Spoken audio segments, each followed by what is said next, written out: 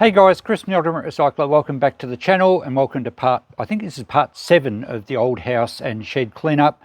Yes, I'm still looking like a panda. If you want to find out what happened to my eye, you have to go back to episode 64 of the emergency storage shed clean out series. Getting complicated, isn't it? I'm at the house again this morning. I've just had a guy come to have a look at the wardrobes for a friend of his. Hopefully they all get picked up. He took some measurements and I'd love to see all the wardrobes go in one hit. I've got a lady coming in a couple of minutes to look at the 2-seater couch, the one with the leopard print. I've even offered delivery for that within the local town because it's cheaper for me to do that than to take it to the transfer station and pay $30-something to get rid of it. And it will find a new home. So hopefully that's going to happen as well. I've had to measure up the kitchen table because I've got someone interested in that. And as Murphy's Law states, you can measure absolutely everything except one item, and guaranteed, says Murphy, that one item, everyone will want to know the dimensions. So I forgot to do the table. So there's a bit going on. I've still got to pick up a couple of little bits of stuff to go back to the shop, little bits of furniture. But we're pretty much done here, which is great. Christine's back at the shop today, pricing things furiously. We had the 2 rockers picked up, the Art Deco rockers. So there's $200 in the kitty, and also a little deco bookshelf has gone as well, so there's another $20. So things are rolling along nicely. This armchair was one of the ones I had for free and no one took it, and it's actually a really nice armchair. It's quite modern, it's clean, it's strong, and importantly it's not very heavy to move around. So I figured I'll take that back to the shop because I reckon we can get $20 or $30 for that pretty easily. So I'm kind of glad no one has taken it now. I'm also taking this little Art Deco bookcase and display cabinet. It's nothing flash, it's only plywood, but it's a classic Art Deco shape with the sort of rounded corners and that timber veneer. It's fairly typical of the era, I would say 1930s. The finish is obviously a bit rough, but that's fine. We should get $30, maybe even $40 for that back at the shop. I think I'll relist the queen size bed at $150. I tried it at $200, didn't get any takers, which surprises me. It's actually a really nice solid bed. Anyway, we'll have to keep on it because I don't want it sitting here for too long. The dressing table no one has shown any interest at all in, which is a little disappointing. Yes, it is a bit rough, but I think if we don't get any takers, I'm going to take the mirror off because we'll get at least $10, maybe even $20 for the mirror. And the rest of it, being only plywood, it will break up pretty easily. So that might be one that I'll just feed through my shed fire in bits and pieces.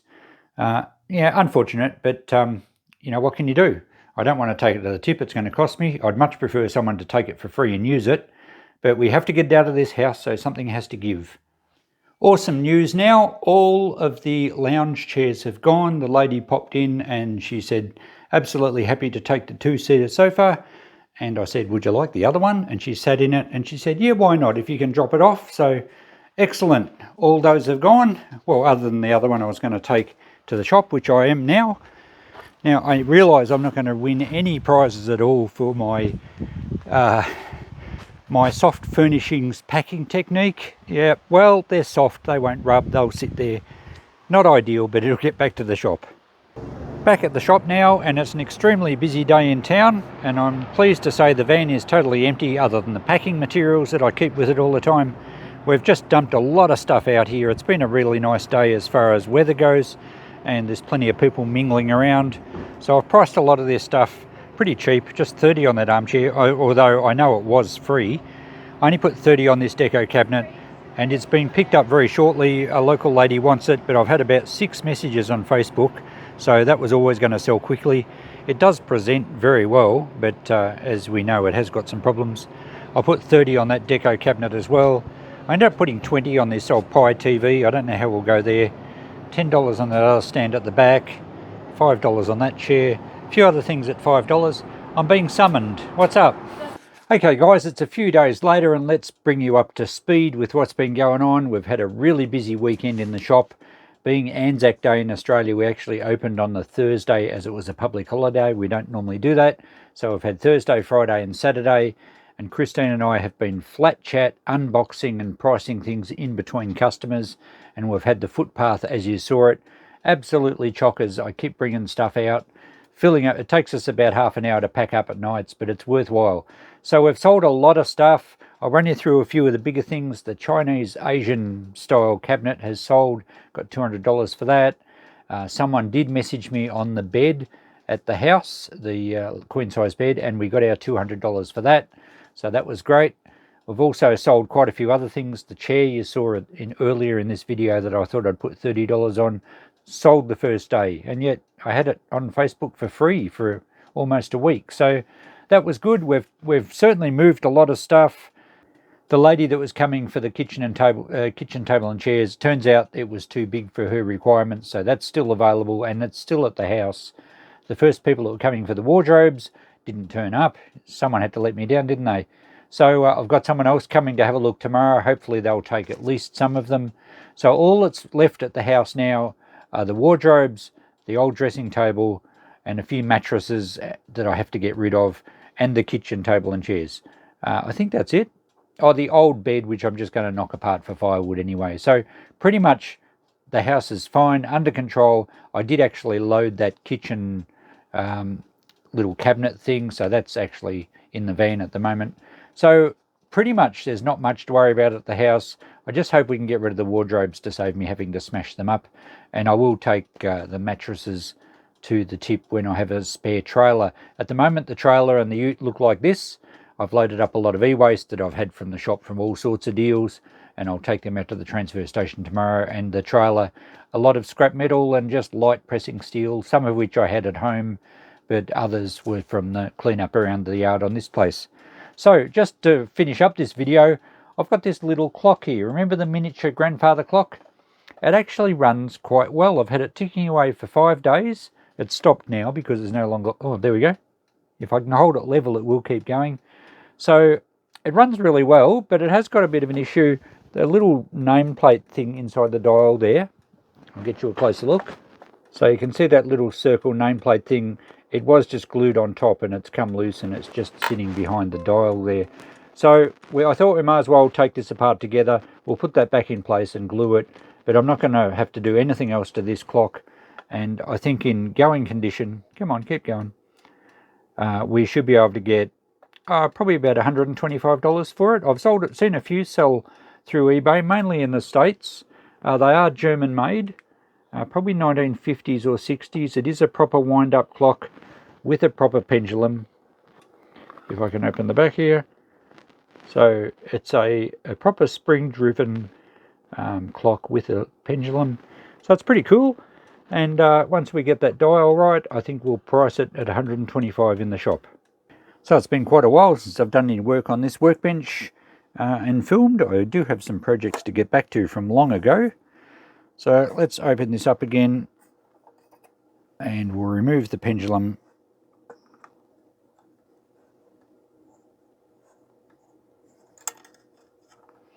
There we go, and we won't adjust it. They are adjustable to make the clock run faster or slower, but it actually, over 5 days, it was within a couple of minutes, so that's pretty good. Alright, to get into the clock here, I'm assuming we just have to lift the whole movement out to get to the dial because it's behind glass. Now, the winder, normally if you wind the things back the opposite way to the way they wind up, it will unscrew.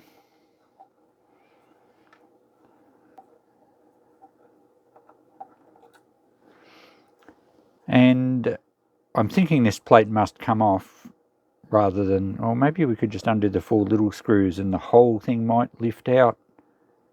We might try that. It might save taking the actual movement off this plate. So we'll just undo these 4 screws in the corners. I think they just screw into the casing. It is a plastic casing, but it's got brass. This plate I think is, well, maybe it's not brass, maybe it's just painted to look like brass. Let's see. Yes, so it's not actually brass, it's just steel. But we have all flathead screws, and I didn't look up a date for them, but I think it would date to the 1960s, maybe late 50s.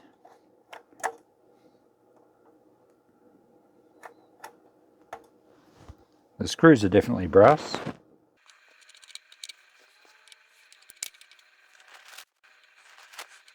Alright, now is the whole thing going to lift out like that?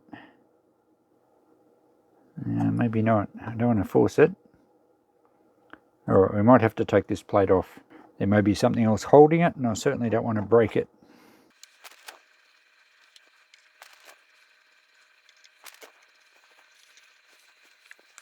Okay, we're going to have to take the time adjust knob off here. It won't fit through the hole, and it's pretty firm, so we might have to give it a little bit of leverage.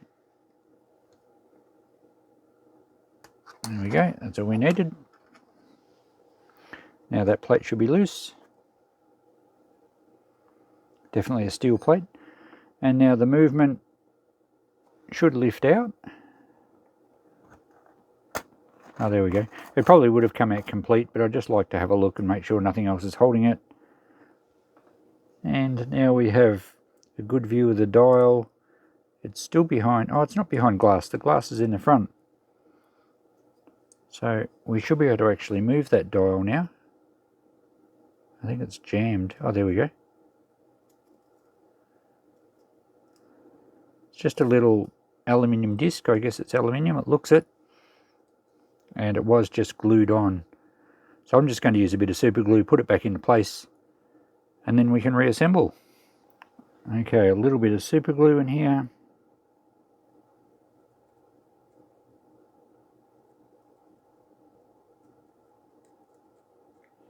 It should be enough.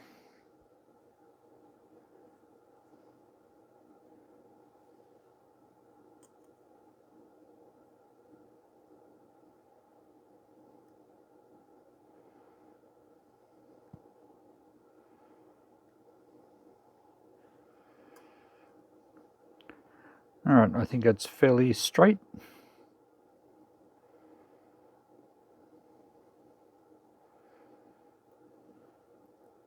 Alright, I might just leave that for a little while to set before we turn it upside down and put it back in. That should be enough. Alright, without giving you too much reflection, hopefully you can see that the disc is back in place. Let's have a quick look at the movement while we're here. It's a very simple movement. Of course, it doesn't have any chimes or a strike. It's a time only movement, and the little pendulum hanger there is trying to run. Look at that, it's actually running. Just quickly looking at the pivots, there's a little bit of greenish corrosion around them, or it's probably just old oil.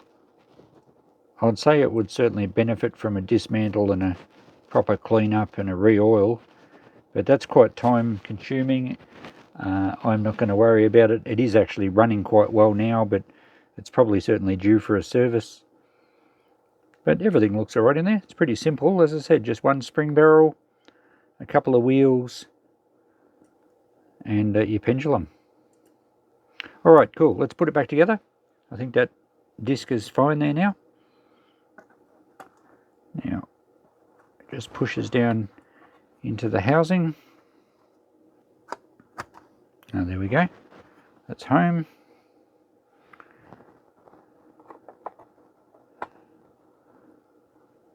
And then it all sits down nicely. So just a matter of putting the screws back in, and Bob's your uncle.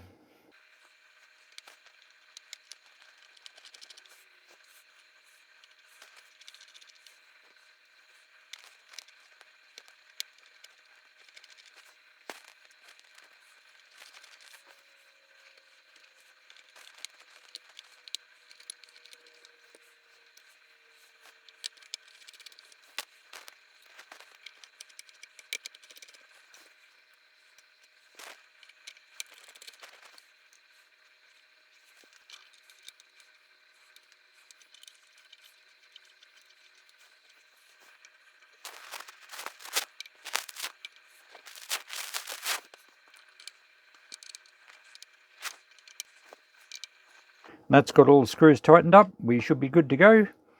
Let's just see if it ticks away. There we go. Sounding good. We'll put the pendulum on it.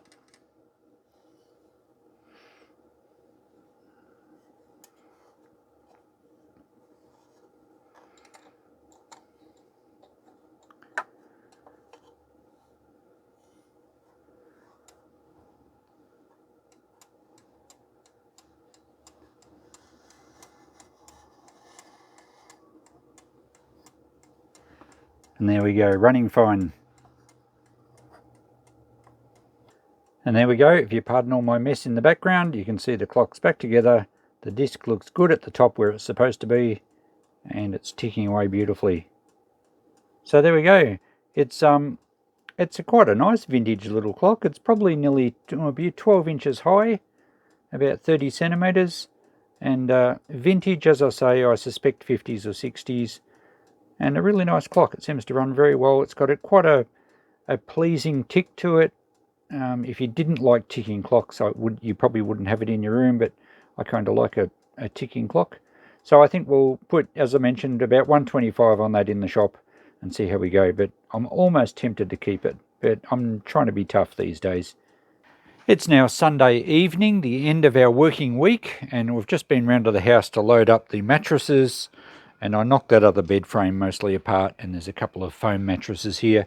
Now, I've said all along I'm going to take these to the transfer station, but given that I don't actually need the trailer for a while, I think I might gradually cut them up and tear the fabric off the bottom ones and put them in our rubbish bins, and we've got a few other bins. We can use the bin of our Airbnb, of course, as well. So we might just try and save a few dollars and get rid of them that way over time. The bed base, I might use some of the timbers. It's good, solid old hardwood. So, yep, we've finished around there. I'll be ducking round to the shop after our evening meal, whether you call it tea or dinner. We're just about to have that. And I'll just give you a bit of a look at our notepad as to how things are gone, but we have had a very busy weekend. So I'm back at the shop this evening, and I just thought I'd wind up this video to show you our notebook and how we've gone in this deal so far. I think it's just before 7. Let's have a look. Oh yes, 6:53 by the looks of that. So we've had a really busy weekend. It's been actually great. It's perfect for cleaning out a house lot, because when it's busy and when the weather's nice, we can just put a whole heap of stuff out on the footpath. Remembering that the veranda of our shop is actually private land, it's not on the footpath, which means we don't have to worry about local council permits or anything. That's really handy. So let's finish off by having a look at the notepad and where we've got up to. And we'll just quickly scan through. We run a serial number system on everything that we price out, and there's everything above, say, $5 usually. And we need to document our stuff like that for the local second-hand dealer licensing laws. We allocate a price when we price things out, and then we write the price in here once we've sold it. So by doing this, we can get an estimate of what return we're going to get from the job, but there will be things that we discount because they sit here too long, or occasionally things get stolen, heaven forbid, but it happens. Usually small items, so it doesn't really come into the maths so much. But as we go, the other advantage is that we can pinpoint something in stock from a deal as the deal gets a bit older and the stock gets old, and we can just run through and see what's left, and then we can, purposely have a special on it to move it on just to finalise the deal. So it's a good way of keeping track of stock. And if you're in the second-hand game, you may do it similar, I'm not sure, but we like to just handwrite lists like this and keep track of our stock. So here's what we've sold, and we've only really had this weekend and some of last weekend to sell this stuff, plus what we've sold through Facebook Marketplace. So we have moved a fair bit of stuff, and if I just flick through, you'll see that we've made some reasonable sales, particularly some of the bigger items. That was the Asian chest, because we sold them. Actually, that one sold from the front of the shop, but some of the other items we sold through Facebook Marketplace. So we've actually sold, there was 200, that was for the Deco rockers. We've actually sold, I just tallied it up before, there's a few more pages. We've sold almost $1,400 worth of stuff out of this deal, pretty much as we've been processing it, when we still have a few more things to get from the house, really just the wardrobes. The person that was going to meet me there today let me down, so I've got someone else now, so hopefully they get picked up. Anyway, I'll keep browsing through these pages here, and we're pleased to get that much return quickly, which we like to operate quickly. We don't have storage for space, and as you could see before, the shop's pretty full at the moment. And we'll get to the last page, and Christine's done some rough calculations here, which I'll take you through. I'm quite happy to show you all our figures. The total of what we priced out is almost $5,000 worth of stuff. Who would have thought, hey? So again, it may be substantially less if we have to discount a lot of stuff, but I think we price things fairly cheaply. So over time, that figure is kind of achievable. Things like the swap cards, we just wrote down 300, but they were priced out. If we sell every one at what we've priced them at, there's a lot more money there than that. But it's unlikely to happen, and that album may sit in the shop here for years. But, you know, that's sort of negligible. They don't take up a lot of space, and people do like actually browsing through the swap cards. The kitchen table and chairs, we still have it on Facebook for 100, but I think 50 is probably a realistic figure. And the kitchen dresser, well, that's the nice little cupboard that I've got out at the end. I reckon we'd get substantially more than that. So, yeah, this figure's just approximate. Now, Christine's calculated our approximate hours of packing and trips back to the house and pricing out, which does take a lot of time, both of us working at it, cleaning up the house, removing the rubbish, picking up all the scrap metal around the yard, running that out to the transfer station. A lot of extra time, including going to meet people there who want to look at wardrobes and they keep letting me down. So we've factored in our time value. There's also the cost of getting rid of the mattresses and things. As it turns out, I managed to give all the armchairs away, which was great because we thought they would cost us. And as I mentioned just a bit earlier in this video, I might actually deconstruct some of those mattresses anyway, but that takes time again. So we've got a cost here of around about $3,000, which covers our labour. So we still stand to make nearly $2,000 on this deal, which is why we do these deals. And the bonus is that the lady didn't have to get 2 or 3 skips in. She didn't have to spend all that time filling the skips, probably employing some labour to do so. She had to travel quite a long distance. And I should be looking at you when I'm telling you all this. So now I am. So the whole thing is that the lady was really happy that we came along because it saved her a lot of work. She had to travel a long distance. The cost of the skips, I think it's $300 or $400 for a skip. And a lot of stuff that we have kept in circulation would have gone to landfill. So she's grateful. It's probably saved her at least $1,000. We're actually going to give her $500 as payment for the stuff. Now, I think she's going to be pretty happy with that because she wasn't really expecting anything. When we looked around, we did say, you know, we'll probably give you some money out of this because there's some nice things. But also, you know, we have expenses, we have labour, we have all that stuff. So it's a win-win really because we're making pretty good money. It's keeping a lot of junk out of landfill. She's getting extra money and not having to do all the work. And we've left the house, well, when we finally move those wardrobes, we've left the house neat, clean for the new owner, and settlement days still in a couple of weeks. So we've got a little bit of time to hopefully find a wardrobe, a new home for the wardrobes. So anyway, I think that's good. Some of you might look at those figures and say, wow, you're making a lot of money out of it. You're only giving her $500. Well, hey, this is our business. We need to make a living, and we're the only sort of people that do this work. So, you know, as I said, the customer's happy. That's the bottom line.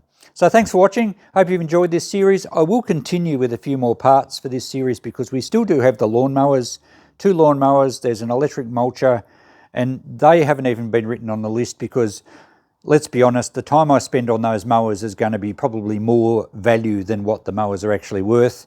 But we'll get some interesting videos out of it, and I will have something to sell at the end. So we didn't bother writing those down. Those have been consigned to, Christine said, they can be yours. Just don't leave them in the backyard too long. So thanks for watching, guys. Hope you've enjoyed this. I will continue part 8 on probably one of the lawnmowers or something when I get back from the farm. I'm heading there tomorrow, Tuesday. So we'll do some farm videos next, and then we'll get onto the mowers and a few other repairs and restorations I've got on the go. Thanks for watching. We'll catch you in the next video. Bye for now.